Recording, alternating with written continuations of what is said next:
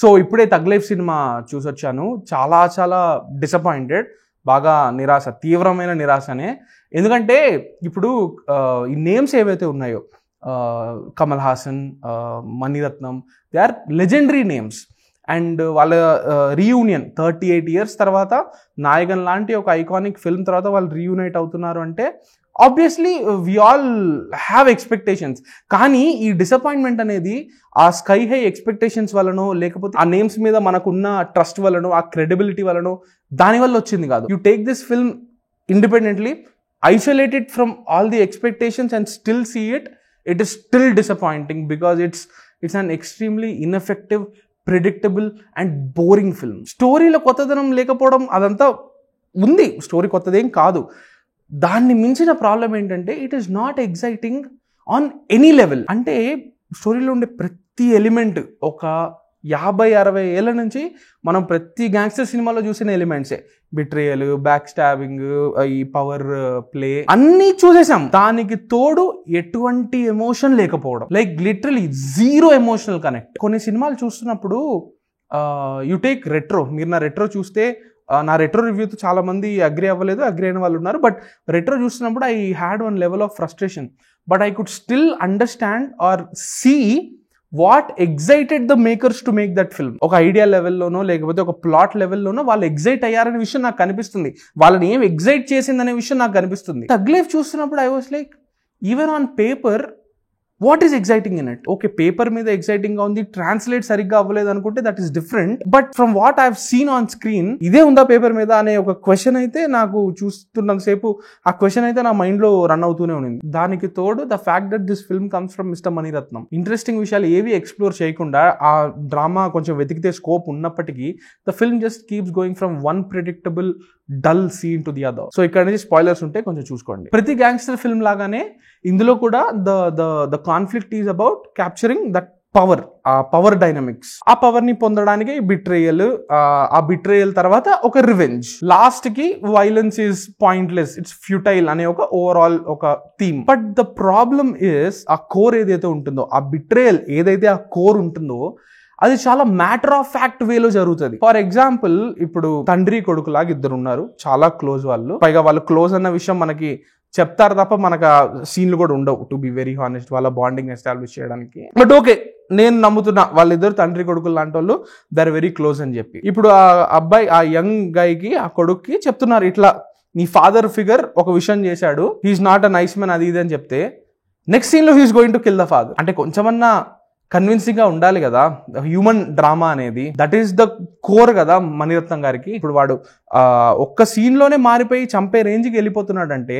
అంత పెద్ద స్టెప్ ఎందుకు తీసుకుంటున్నాడు అనేది నాకు కన్విన్సింగ్ గా ఉండాలి కదా, అది ఉండదు. అదేదో ఇప్పుడు ఇంపల్సివ్ గా ఒక ఫిట్ ఆఫ్ ఒక రేజ్ లో ఒకలాగా రియాక్ట్ అయ్యాడు అంటే ఐ కెన్ అండర్స్టాండ్. బట్ ఇక్కడ అది కాదు కదా, ప్రాపర్ గా కూర్చుని ఆలోచించి టైం ప్యాసేజ్ కూడా చూపిస్తున్నారు, తర్వాత ఒక ప్లాన్ వేసి ఎగ్జిక్యూట్ చేస్తున్నారంటే వాడు ఏం ఆలోచిస్తున్నాడు, ఆ క్యారెక్టర్, ఆ మైండ్ ఏముంది అనేది అది కొంచెమన్నా స్టడీ చేయాలి కదా. మరి అది రాయలేదా, లేకపోతే ఎడిటింగ్ లో ఆ సీన్స్ అని కట్ అయిపోయా తెలియదు, కానీ ద ప్రోగ్రెషన్ ఇక్కడి నుంచి అక్కడికి ఆ జంప్ ఏదైతే ఉంటుందో చాలా జారింగ్గా ఉంటుంది, ఏ రకంగానూ కన్విన్సింగ్ గా ఉండదు. కథ ఇప్పుడు నెక్స్ట్ లెవెల్కి వెళ్ళాలి కాబట్టి ఏదో బ్యాక్ స్టాప్ చేసినట్టు ఉంటుంది తప్ప ఆర్గానిక్ గా ఉండదు. ఇప్పుడు ఈ కోర్ కాన్ఫ్లిక్టే ఇంత అన్ఇంట్రెస్టింగ్ గా, ఇంత సర్ఫేస్ లెవెల్లో ఉంటే దాని నుండి జనరేట్ అయ్యే డ్రామా ఇంకా ఎలా స్ట్రాంగ్ గా ఉంటది? మీరు ఇంకా ఎంత మందిని చంపినా, ఎన్ని మెయిన్ క్యారెక్టర్స్ చనిపోయినా, ఎంత రక్తం పారినా అది ఏది కూడా కన్విన్సింగ్ గా ఉండదు కదా. Also the film is painfully conversational. చాలా చాలా విషయాలు జస్ట్ డైలాగ్స్ లో చెప్పేస్తారు. సింబు క్యారెక్టర్ ఉంటది కదా, పేరేంటి సింబు క్యారెక్టర్ పేరేంటి, అమర్ అమర్ అమర్ అమర్ ఇప్పుడు అమర్ ఈయన బిజినెస్ ని తీసుకుని, శక్తివేల్ బిజినెస్ ని తీసుకుని చాలా పెద్ద చేసేసాడు 1 year లో అంటారు. ఏం బిజినెస్, ఏం పెద్ద చేశాడు కనిపించాలి కదా.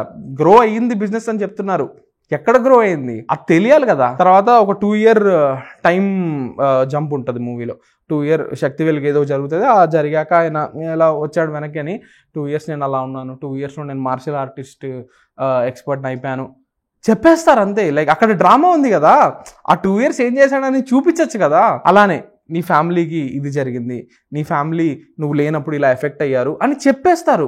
Like these are all spaces for drama. ఇందాక చెప్పా కదా ఇంట్రెస్టింగ్ స్పేసెస్ ఉన్నాయి ఎక్స్ప్లోర్ చేయడానికి డ్రామాని, కానీ చేయలేదు అని. ఇవే ఆ స్పేసెస్. దాన్ని వదిలేసి షుగర్ బేబీ ఎవరు అడిగారు? And another thing man, see మీకు ట్రైలర్ చూస్తేనే అర్థమైపోయి ఉంటుంది the relation between Kamal Haasan and Trisha's characters. అవి it's an extra marital affair. So ఈ సినిమా దాన్ని రొమాంటిసైజ్ చేస్తుందా, నార్మలైజ్ చేస్తుందా, వాటిలోకంతా వెళ్లకుండా చూస్తే it is an extra marital affair. That character is extremely boring and the scenes between them are also very boring. అక్కడ ఆ క్యారెక్టర్ని యూజ్ చేసుకుని ఒక ఎమోషన్ పండించాలి, ఇప్పుడు స్టేక్స్ని రైజ్ చేయాలి అంటే why will I care? How are we suppose to feel anything for any character when all of them are underdeveloped? That's my biggest problem with Thug Life. Pratidi jarugutuntadi, మనం చూస్తుంటాం తప్ప we don't feel anything. I couldn't feel the anger when Shaktivel was backstabbed and almost killed. I couldn't feel the despair when Shaktivel feels that he has lost everything. I couldn't feel the sadness when important characters die. Towards the end, climax lo oka reunion untadi. It's a very tragic moment, at least as a concept, as an idea, but the way everything leads up to it, the way it happens, ideally it should be heart crushing, but అది జరుగుతున్నప్పుడు barely scratch అయినట్టు కూడా అనిపించదు మనకి. And sadly that is because of underdeveloped characters and that rushed screenplay. Again, I still don't know whether it's a writing thing or an editing thing, but the drama was extremely unconvincing. ఇప్పుడు technically ఎలా ఉంది అంటే రవికే చంద్రన్ గారి cinematography చాలా బాగుంది, AR Rahman గారి music కూడా most of the ప్లేసెస్లో బాగుంది, కానీ కొన్ని చోట్ల ఇట్ ఈస్ కొంచెం అవుట్ ఆఫ్ సింక్ అనిపిస్తుంది. ఎస్పెషల్లీ ఇంటర్వెల్కి ముందు ఒక కీ ఇన్సిడెంట్ జరుగుతుందని చెప్పా కదా, ఆ బిట్రేయల్ది. అక్కడ ఏదో ఆ మ్యూజిక్ అసలు ద హోల్ ఫిల్మ్ సౌండ్ స్కేప్కి దానికి సింక్ ఉన్నట్టు అనిపించలేదు నాకు. But otherwise the music is good. Overall it's very disappointing man. It's definitely very disappointing when somebody like Mr. Maniratnam gives a underwhelming film. And sadder part is నాకు ఆయన తీసిన ఈ కాట్ర వెలిడై, కడల్, రావణన్ ఇవి మెజారిటీకి work అవ్వని సినిమాలు. బట్ ఆ మూవీస్లో కూడా there are moments of excellence. ఆ మూమెంట్ ఆఫ్ ఎక్సలెన్స్ అనేది ఒక సాంగ్ ద్వారా రావచ్చు, ఒక డైలాగ్ ద్వారా రావచ్చు, ఒక షాట్ ద్వారా రావచ్చు. నాకెందుకు థగ్ లైఫ్లో I couldn't feel that single wow this is a Mani Ratnam moment, wow I can see Mani Ratnam అనే ఫీలింగ్ అయితే నాకు ఒక్క చోటు కూడా కలగలేదు. And that to me is a very big disappointment. That's it from this review. Do subscribe to Bulletproof for more reviews and interviews. Thank you.